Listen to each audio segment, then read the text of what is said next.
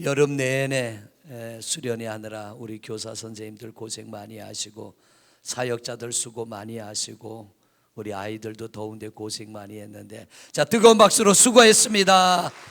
예, 여러분 모두 감사합니다. 기도해 주시고 후원해 주시고 은혜 가운데 잘 마친 것 감사합니다. 고맙습니다.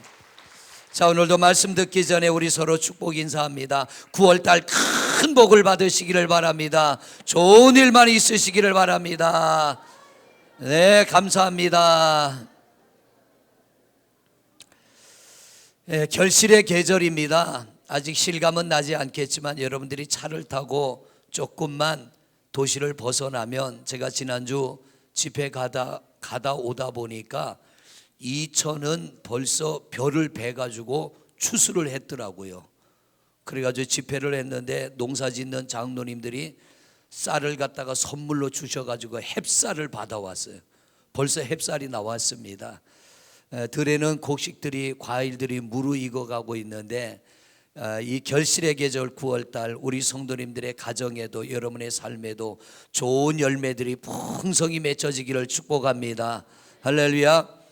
금년 한 해 이제 3분의 2가 지나갔습니다. 4개월 남았는데 그동안 애쓰고 수고한 것 하나라도 땅에 떨어짐이 없고 좋은 일만 있기를 바랍니다. 오늘 본문 말씀을 준비하려고 몇 번이나 읽고 묵상 기도를 해도요, 제 생각은 오늘 제목 같습니다. 비록 완벽하지 않을지라도. 1절 말씀을 같이 한번 봉독해 볼까요? 1절 말씀 우리 같이 있습니다. 시작. 여호와여, 주의 장막에 머물 자 누구오며 주의 성산에 사는 자 누구오니. 이 말씀을 하나로 압축하면 하나님의 은혜와 복을 누가 받겠냐 이거예요. 누가 하나님의 은혜와 누가 하나님의 풍성한 복을 받고 하나님은 과연 어떤 사람과 함께 하시느냐, 그 질문입니다. 그러면서 2절부터는 답이 나오는데요, 2절 3절까지만 한번 또 읽어봅니다. 같이 읽습니다. 시작. 정직하게 행하며 공의를 실천하며 그의 마음에 진실을 말하며 그의 혀로 남을 허물하지 아니하고 그의 이웃에게 악을 행하지 아니하며 그의 이웃을 비방하지 아니하며. 이 2절만 읽어도요 갑갑해집니다. 답답해집니다. 한편으로는 어떤 마음이 드냐면, 나는 틀렸구나. 하나님이 어떤 사람에게 은혜 주시고 어떤 사람에게 복을 주시고 하나님이 어떤 사람과 함께 하시느냐, 그러면서 2절, 3절, 4절, 5절까지의 말씀에 보면 이러이러한 사람과 하나님은 함께 하시고 이러이러한 사람에게 은혜와 복을 주신다고 하는데, 그 중에 첫 번째가 오늘 2절 말씀에 보면은 정직하게 행하며 그럽니다. 여기에 걸립니다. 정직하지 못할 때가 너무 많았습니다. 열심히 정직하게 살아보려고 하지만 뜻대로 되지 않고 뜻하지 않게 정직을 잃어버리고 진실을 잃어버리고 때로는 위선되기도 하고 때로는 거짓되게 살 때도 있었다라는 거죠. 그럼 도대체 어떡하라는 얘기입니까? 우리는 하나님의 은혜 받을 수 없고 하나님의 복을 받을 수 없고 하나님이 우리와 동행할 수 없는 그런 존재란 말인가? 아닙니다. 하나님은 완벽함을 원치 않습니다. 그러나 부족할지라도 최선을 다할 때 하나님은 이 말씀을 이루어 주실 줄로 믿습니다. 지금은 고인이 되었습니다. 한국유리 최태섭 회장님, 장로님이셨죠. 그분의 이야기를 제가 읽으면서 참 대단한 분이다. 사업을 처음부터 크게 하는 분은 없습니다. 한국유리 그러면 이건 굴지의 기업입니다. 그런데 이 한국유리 최태섭 회장님이 처음에는 조그맣게 회사를 했습니다. 그런데 그 회사가 잘 이렇게 운영되다가 전쟁이 났어요. 6.25 전쟁이. 많은 사람들이 피난을 갑니다. 이 최태섭 회장님도 피난을 가려고요, 회사를 정리를 하고 짐을 주섬주섬 싸는데 그 마음속에 하나 생각나는 게 있었어요. 그게 뭐냐면, 은행에서 돈을 빌려가지고 조그만한 회사를 꾸렸는데 피난 가려고 하다 보니까 은행에 빌린 돈이 마음에 걸렸어요.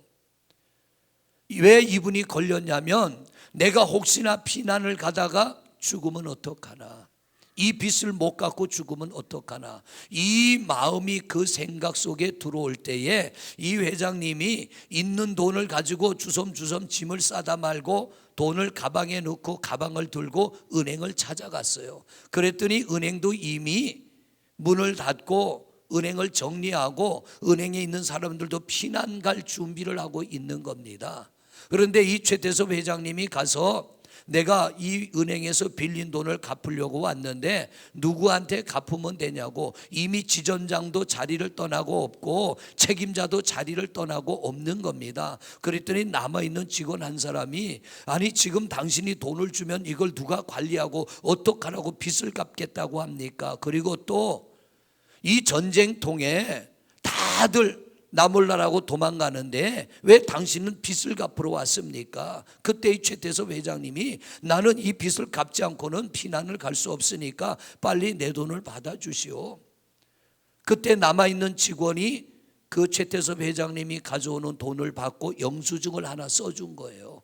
그 사람 이름을 하고 도장을 꼭 찍어서 줬습니다. 이걸 가지고 피난을 갔어요. 피난을 갔는데 전쟁이 끝나고 이분이 제주도로 가서 사업을 했는데 생선 가게를 했습니다. 그런데 이 장사가 점점 잘 되면서 규모가 커지기 시작하는데 생선이 공급이 되질 않는 거예요. 달라는 사람은 많은데, 그래서 이분이 생각하기를 그러면 내가 배를 하나 사서 고기를 잡아야겠다. 그래서 배를 사려고 부산에 있는 은행에 돈을 빌리러 간 거예요. 그랬더니 은행에서는 우리는 당신을 알지도 못하고 어떻게 돈을 빌려줍니까? 담보물이 있습니까? 담보물이 없습니다. 안 빌려주는 거예요. 서울에 올라갔어요. 전에 돈을 갚았던 은행을 찾아갔습니다. 갔더니 전쟁 때에 자기가 갚는 그 은행에 빚진 돈을 받았던 그 사람이 그 자리에 있는 거예요. 그러더니 이 사람이 알아보는 겁니다. 이 최태섭 회장님을 알아보고, 아니 어쩐 일로 왔냐고, 이만저만해서 내가 돈을 빌리러 왔다고 하니까 지점장님실로 안내를 하더래요. 그래서 지점장님실에 들어갔습니다. 지점장님에게 소개를 합니다. 지점장님, 이분이 그분입니다. 전쟁 때 은행에서 빌린 돈을 갚겠다고 와서 빚을 갚고 피난 갔던 분인데 이분이 다시 찾아왔습니다. 어쩐 일로 왔습니까? 내가 제주도에서 이만저만한 일을 하는데 지금 고기가 필요한데 배가 없어 고기를 못 잡습니다. 배를 살려는데 돈이 필요하니까 돈을 좀 빌려달라고. 그때 지점장님이 뭐라 그러냐면, 당신 같은 사람에게는 아무 담보도 필요 없고 원하는 만큼 빌려주겠습니다. 할렐루야.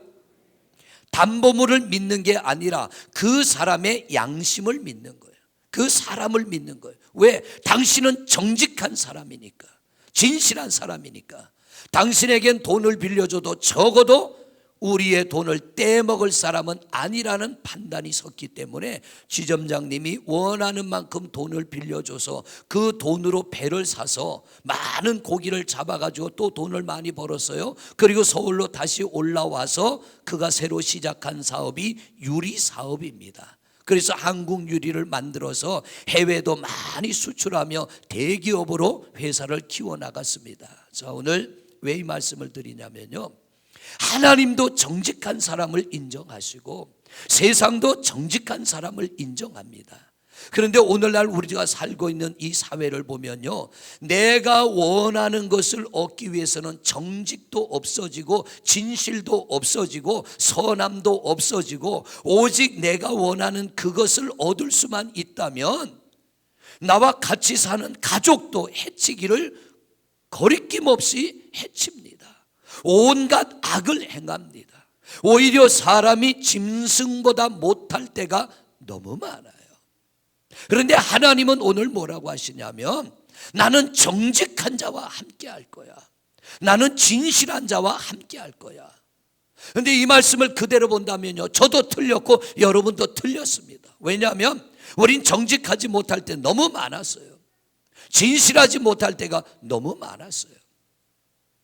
그런데 이 말씀을 보면서 용기를 얻은 게 뭐냐면, 우리 하나님은 완벽해야 은혜 주시는 하나님 아니고요, 내가 정직을 위하여, 진실을 위하여, 선을 위하여 열심히 애쓰고 힘쓰고 노력할 때 하나님이 그 모습 보시고 은혜 베푸신다는 겁니다.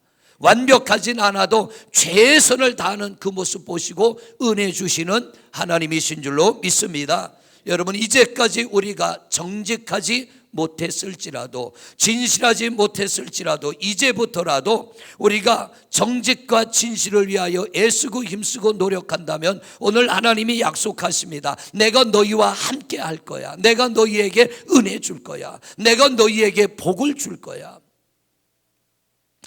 요즘 전도 어렵다 그러죠. 그런데 왜 전도가 어렵습니까?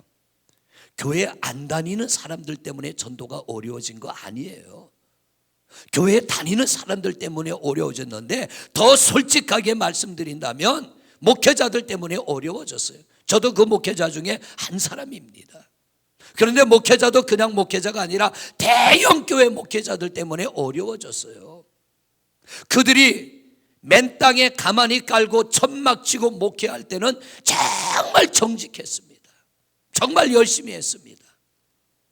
금식하며 밤을 새워가며 하나님 영혼 보내주세요, 성령님 역사해 주세요, 병든 자가 오면 낫게 해주시고, 가난한 사람들 오면 그들도 부해지게 해주시고, 하나님 살아계시는 역사가 나타나게 해주세요. 그렇게 엎드려 기도하며 금식하며 밤을 새워 하나님을 찾으며 부르짖어 기도할 때 교회가 부흥했습니다. 대여섯 명 모이던 교회가 몇천 명, 몇만 명, 많게는 몇십만 명이 모이는 큰 교회로 성장했습니다. 그런데 문제는 뭐예요? 하나님의 은혜로 교회가 크게 성장했는데 지금 와서 생각은 뭐예요? 이게 하나님이 하신 게 아니라 내가 했다는 생각을 갖는 거예요. 하나님의 은혜가 아니라 내가 열심히 했다, 내가 노력했다, 내가 수고했다. 하나님은 어디론가 없어져 버렸어요. 하나님은 없고 내가가 남아있는 거예요. 마치 사울 왕처럼 하나님이 사울을 왕의 자리에 세우고 하나님이 사울과 함께 하심으로 전쟁에 이겼는데, 전쟁에서 자꾸 이기고 승승장구하자 사울의 마음속에는요, 자기가 잘난 줄 아는 거예요. 여러분들이 이 자리에 있는 것도, 이 나라 이 민족이 여기까지 온 것도, 우리 교회가 여기까지 온 것도 하나님의 은혜인 줄로 믿습니다. 이거 잃어버리면 안 되는 거예요. 그래서 우리는 하나님이 두려워서 정직해야 되고 진실해야 됩니다. 교회 밖의 사람들이야 어떻게 살든 그들과 우리는 구별돼야 됩니다. 성도는 뭐예요? 거룩하게 구별된 사람이 성도입니다. 나눠져야 되는 거예요.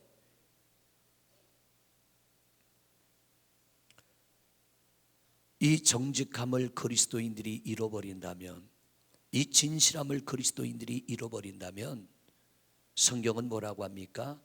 다만 길바닥에 내던져져서 오가는 사람들에게 밟힐 뿐이니라.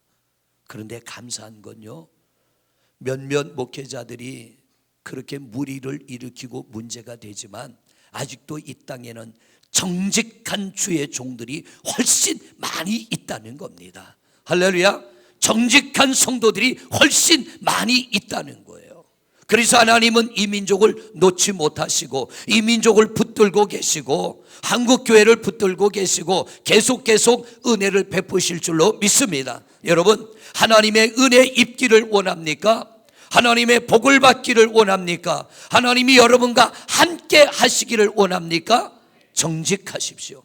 진실하십시오. 하나님이 통행하실 줄로 믿습니다. 두 번째로 오늘 말씀에 보면은 3절 말씀을 봅니다. 3절 시작.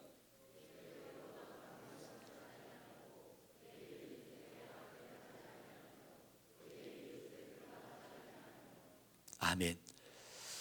여기에 또 걸립니다.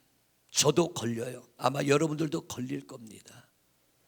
우리 하나님의 은혜 받으려고 왔는데, 하나님으로부터 복을 받으려고 왔는데, 하나님이 우리와 함께 하시길 원하여 이렇게 주일날 쉬지 않고 주님 앞에 나와 예배하는데, 오늘 성경은 뭐라 그러냐면 너희가 은혜 받길 원하냐, 너희가 복을 받길 원하냐, 내가 너희와 함께 하기를 원하냐, 그렇다 그러면 너희는 남의 허물을 말하지 말아야 돼. 이웃에게 악을 행치 말아야 돼. 이웃을 비방하지 말아야 돼. 어느 것 하나 빠져나갈 게 없어요. 이 말씀을 많이 묵상했습니다. 하나님 어쩌란 말입니까? 하나도 여기에 걸리지 않는 게 없는데. 가난한 농부가 염소 한 마리와 당나귀 한 마리를 키웠어요. 그런데 염소는 풀어만 놓으면 지가 풀을 뜯어 먹으니까. 근데 당나귀는 주인의 짐을 실어 나르고 밭도 갈아야 되고 여러 가지 일을 해야 되는데, 이 염소가 가만히 보니까 주인이 자기보다 당나귀를 더 아끼거든. 맨날 털도 빗어주고 맛있는, 자기보다 더 맛있는 밥도 주고 주인이 돌봐주니까 이 염소가 시기가 났어요. 질투가 났어.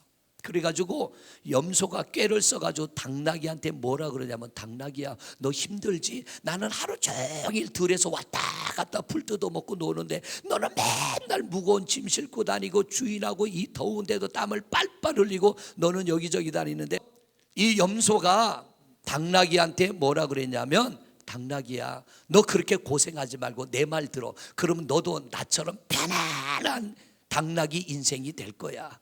그러면서 뭐라 그랬냐면, 너 내일 주인의 짐을 싣고 가다가 길바닥에서 그냥 푹 쓰러져. 그러면 주인이 너한테 맛있는 거 먹여줄 거야. 왜 염소가 당나귀한테 이 말을 했냐면, 당나귀가 짐을 싣고 가다가 쓰러지면 주인이 이제 당나귀 이놈 쓸모없다고 내다 버릴까 봐 이 염소가 주인 사랑 더 받으려고 꾀를 낸 거예요. 그런데 이 순수한 당나귀는 염소의 말을 듣고 다음날 짐을 싣고 가다 푹 쓰러졌어. 그러니까 주인이 이 당나귀를 데리고 수의사한테 갔어요. 우리 당나귀가 건강했는데 오늘 갑자기 쓰러졌습니다. 어떻게 하면 좋습니까? 그러니까 수의사가 진단하더니 얘가 너무 일을 많이 해가지고 기력이 없어 그러는데, 이 당나귀가 기력 없는 데는 염소 쓸개가 최고입니다. 그런 거예요. 그러니까 주인이 집에 오자마자 뭐를 잡았겠어요? 염소를 잡았어. 그리고 염소 쓸개를 꺼내가지고 당나귀야 이거 먹으라 그랬어요. 염소가 시기와 질투 때문에 당나귀를 모함하다가 지가 당해버렸어요. 오늘 성경 뭐라 그럽니까? 어쩌면요 우리가 당나귀 염소인지도 몰라. 여러분 웃을 일이 아니요. 내가 남 얘기를 할 때 남을 높여주려고 남 얘기할 때보다 남보다 내가 높아주려고 남 얘기를 할 때가 더 많았단 얘기예요. 여러분 남을 깎아내린다고 내가 높아지는 거 아니잖아요. 그래서 성경은 뭐라 그럽니까? 마태복음 말씀 보세요. 7장 3절 같이 읽습니다. 시작.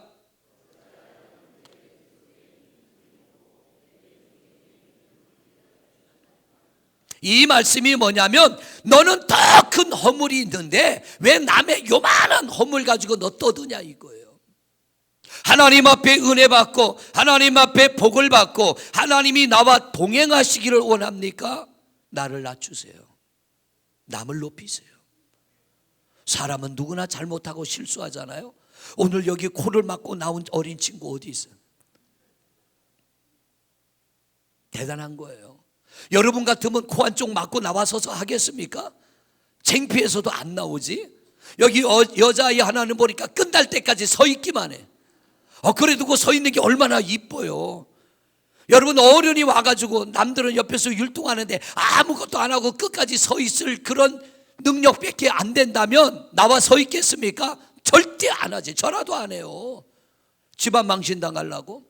순수한 거예요. 아이들은 깨끗한 거예요. 누가 못한다고 뭐라 그럽니까? 서 있는 것만 봐도 좋은데 한쪽 코를 허옇게 막고 와가지고 서 있어도 그 귀엽잖아요. 때가 많이 묻었어요. 어쩌면 제가 입고 있는 이 양복 색깔보다 제 양심이 더 더러운지도 몰라요. 두렵기도 하고요, 떨리기도 합니다. 그런데 하나님 뭐라고 그래요? 완벽하진 않아도 우리가 노력할 때 하나님은 그걸 기뻐 받으신다는 거예요. 민수기 12장 1절부터의 말씀을 보면 모세가 하나님으로부터 말씀을 받아 법을 선포합니다. 이방 여인과 결혼하지 말아라. 그런데 모세가 자기가 이방 여인과 결혼해. 구스 여인과. 구스 여인은 검둥입니다. 피부색이 검은 사람과 결혼했어요. 그때 모세의 누이 미리암과 형 아론이 모세를 비방합니다.